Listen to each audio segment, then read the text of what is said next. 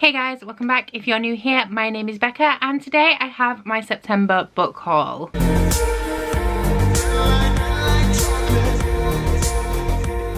So I have quite a few books to talk to you guys about today. I have 17 books that I have acquired at the end of August and in September. This will be the last book haul that you see from me for a while. In case you missed last week's vlog, I am going to be moving. I have bought a house. I will be moving on the 11th of October, and because of that, my upload schedule throughout the entirety of October is going to be a little bit all over the place as I pack up my life, move it and unpack it all again. So it's highly likely that the next book haul that you see from me will be in November at the earliest. Like I said, I do have 17 books to talk to you guys about today, and as usual I will be splitting them down into sections based on where I acquired them from. And aside from that, I don't feel like book hauls need any more introduction, so we'll just get straight into it, starting with the books that I bought brand new in September. So the first book that I bought was Dark Dawn by J. Kristoff. This is the last book in the Nevernight Chronicle. This one in particular is the Waterstones edition. Now I did buy 2 of these in September. I have 4 editions in total, but 2 haven't arrived yet. The first 2 were the pre-order that I got as soon as the book was announced, and then I also went to a sign-in in September for Dark Dawn. So I picked up a spare copy as the sign-in was the day before the official release date, just in case my copy hadn't arrived in time. So I'm sure you guys are aware at this point, but Dark Dawn is the 3rd book in the Nevernight Chronicle, which is one of my favourite series of all time, and it follows a 16-year-old girl at the beginning of the series. She's around 18 in this book, who when she was 10 saw her father hung for treason and her mother imprisoned. She escaped from all of this and she was taken in by an old man called Mercurio, who then started to train and prepare her for entry into the Red Church, which is a notorious bunch of assassins. As I said, this is one of my favourite series of all time. I have not yet finished this.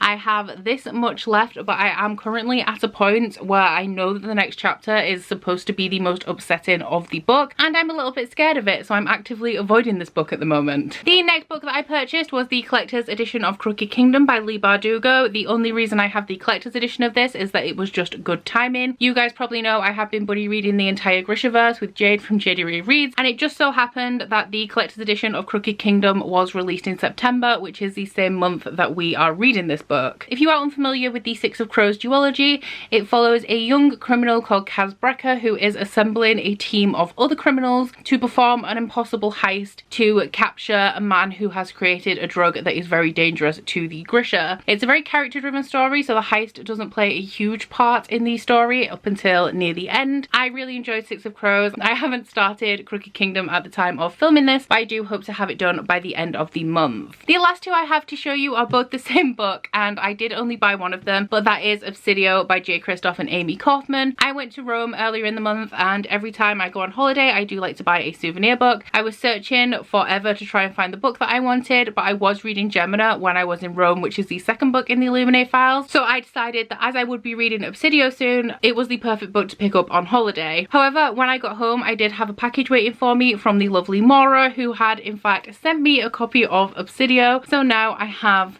2 copies. It is okay though, because when I was reading Illuminate and Gemina I did really want to annotate them, but as I'm sure you guys know, they are really beautiful mixed media editions, so I didn't really want to draw in my copies. But now that I have 2 copies of Obsidio, I will be annotating this when I read it. Obsidio is the 3rd book in the Illuminate files, which is a young adult science fiction series told entirely in mixed media. Each book follows different characters, but the plot of the first book is that we follow 2 teenagers, Katie and Edra, who have just broken up when there is an attack on the planet that they live on, which causes everybody to evacuate. However, in the attack, the fleet that the survivors have evacuated on is heavily damaged, which stops them from being able to move through space quickly, and they are soon on the run for their lives as the ship that originally attacked them is pursuing close behind. So that segues quite nicely into the books that I have been gifted this month. The first one is my own personal unicorn, and this was kindly sent to me by Ashley from A Frolic Through Fiction, and that is the ARC copy of Strange the Dreamer. Now I don't collect ARCs, and I especially don't try and find ARCs for books that have already been published. However, as I'm sure you can tell and you may already know, the Strange the Dreamer and Muse of Nightmares ARCs were absolutely beautifully made. And something you may not know is that at this point in my channel I have still only ever received one ARC, and that was of Muse of Nightmares by Laini Taylor.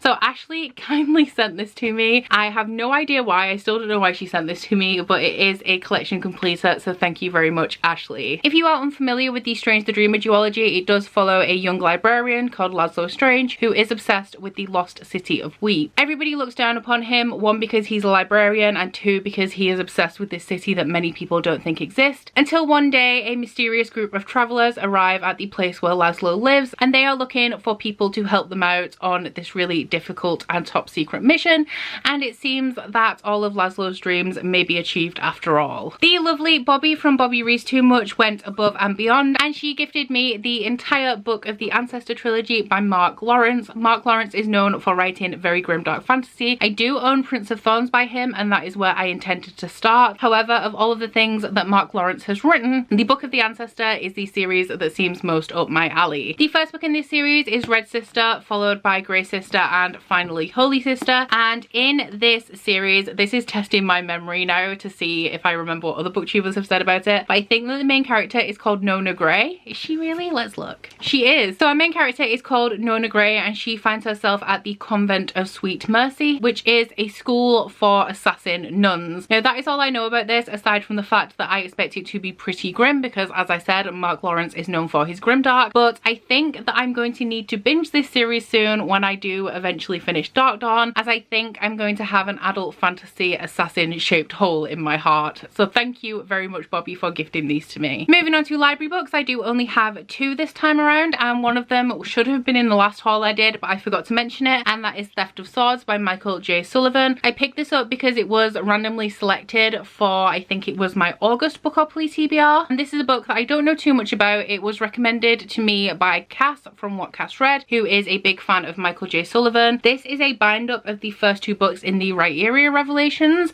and all I know about this is that it is an adult high fantasy that follows a thief and a mercenary. However, I have been told that this is more of a fun fantasy. A lot of people don't think that the writing or the story is too great in this, but they do think it is a fun adventure type fantasy, so I'm excited to get to this one at some point. The other one I picked up because I saw it on Rachel from Rachel Marie's Book Journeys channel, and that is Stronger, Faster and More Beautiful by Arwen Ellis Dayton. I did not know this when I picked it up, but this book has also been blurbed by J. Kristoff, which is always a good thing in my book. I have to admit I don't know a great deal about this apart from that it is a sci-fi that follows 6 characters, and I think it has something to do with genetic manipulation, and it also takes place at various points in the future. So we start off with our first character who is not too far in the future and the genetic modifications that they can have at this time, and then each character is further forward in future, and we kind of follow the journey of science and scientific technology and how it relates to humanity and how that can very quickly get out of hand if science continues to progress at such a rapid rate. Next we have my subscription box books. If you would like to purchase any of the subscription boxes that these books came from,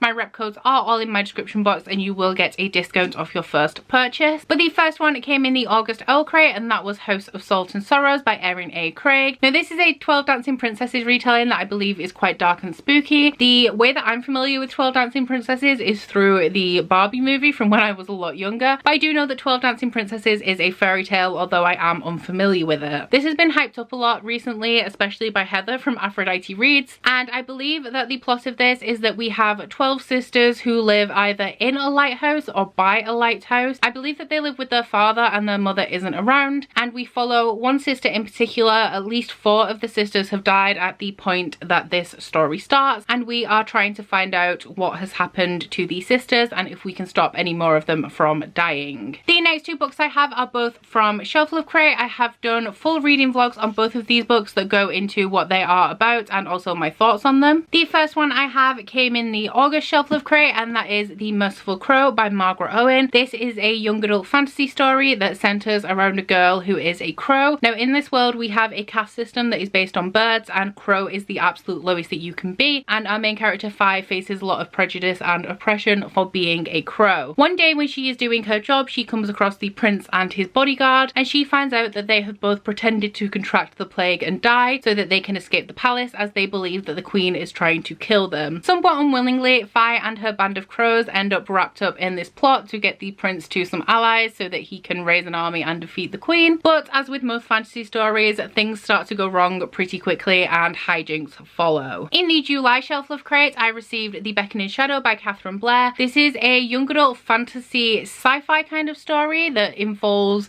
magical powers that are a little bit like superheroes and also martial arts. In this we have our main character Vesper, who is what is known as an oddity, which is somebody who has magical powers in a world where this is not a good thing. When she discovers that she has powers, she does run away from home so that she doesn't endanger her family, and while she is on the road she encounters another group of oddities who are all also runaways, and when she is hiding out with those guys for a bit, she finds out that there is actually going to be an enormous oddity tournament, and Vesper then tries to win first place. There is also kind of a second plot line in here, and that is where the martial arts come in, but I did actually really enjoy this book a lot more than I thought I would from the synopsis, so I would recommend checking this one out. The last subscription box book I got was a very exciting one, and that is Gideon the Ninth by Tamsin Muir. This came in the August Illumicrate. I do not know a whole deal about the plot of this, but it has been getting a hell of a lot of hype on Twitter, and this is another like fantasy slash sci-fi blended genre book, and the main thing that I know about this